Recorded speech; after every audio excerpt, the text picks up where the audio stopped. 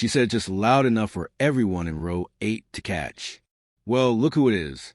The dropout. That laugh of hers. It had the same smug edge as the day she slid divorce papers across the table with a Mont Blanc pen her new husband probably bought her. The cabin lights caught the gleam of the diamond on her finger, and something colder behind her eyes, buried beneath expensive contouring. I glanced at her, then at my boarding pass. 8A window seat. Hers? 8B. Fate, it seemed, had a twisted sense of humor. I gave her a nod, stayed quiet, but inside, I was grinning, because what she didn't know was I wasn't heading to L.A. on a business trip. I was the business. And this flight, it wasn't just a journey. It was the final scene in a story I'd been rewriting for 2 years. 2 years ago, I was just a guy in a garage, tinkering with drones and chasing an idea no one wanted to hear. Not even my wife. Maybe if you had a real degree, someone would take you seriously, she'd said after yet another fruitless investor pitch. We met back in college. She was legacy and ambition wrapped in gloss. I was messy, hands-on, obsessed with solving problems no one else noticed. She used to say that's what she loved about me. Until she didn't. When the money vanished. So did her patience. I found the message on a gray, rainy Thursday. Her phone buzzed while she was showering. Just a name, Gregory, and a champagne emoji. How poetic. I didn't confront her.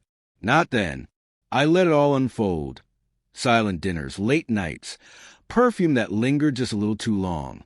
Then one night she walked in, sat across from me, and said it like she was reading a lunch special. I think we've outgrown each other. She got the house, the Audi, and a new name, Mrs. Gregory Toland, a.k.a. hedge fund royalty. I got a label, Dropout Dude, coined by her elite social circle.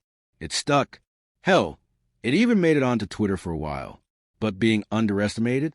That's a gift. It buys you silence, space, time.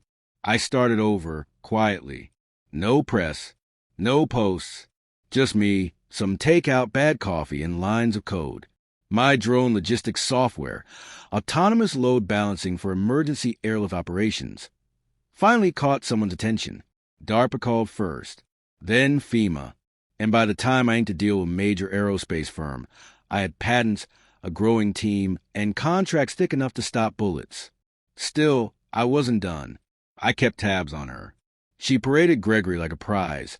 First-class lounges, ski chalets, charity events, a private jet habit, which is how I knew she'd be on Flight 79. I didn't plan a reunion. I just knew the schedule. Gregory's firm had a summit in L.A. I booked my seat early under one of my shell companies. Hat low, hoodie up, incognito. Still trying to get those toy helicopters off the ground, huh? She smirked as the plane taxied. I shrugged, just enjoying the ride. She rolled her eyes and turned back to her mimosa. 30 minutes in, the captain's voice came over the speaker. Broken, gasping, then silence, gasps. A baby wailed. A flight attendant bolted for the cockpit. Then her voice, thin, shaky. If anyone on board has flight experience, we need assistance. The captain is unconscious.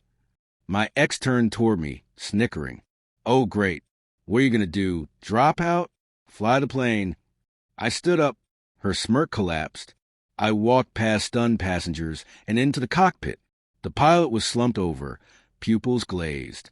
The co-pilot was panicking, punching buttons like they might talk back. I took a breath, sat down, and activated my interface. Open channel. Echo Protocol 1. My voice triggered the system I created, my personal failsafe. The same platform I pitched 2 years earlier and was laughed out of the room for. So I built it anyway.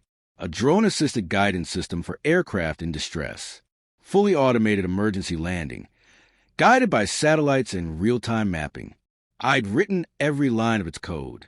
I was its backup plan. When I walked back into the cabin, it was silent.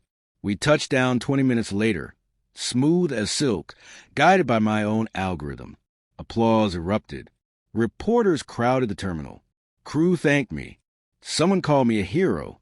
She just stared. The next morning, every outlet ran the story.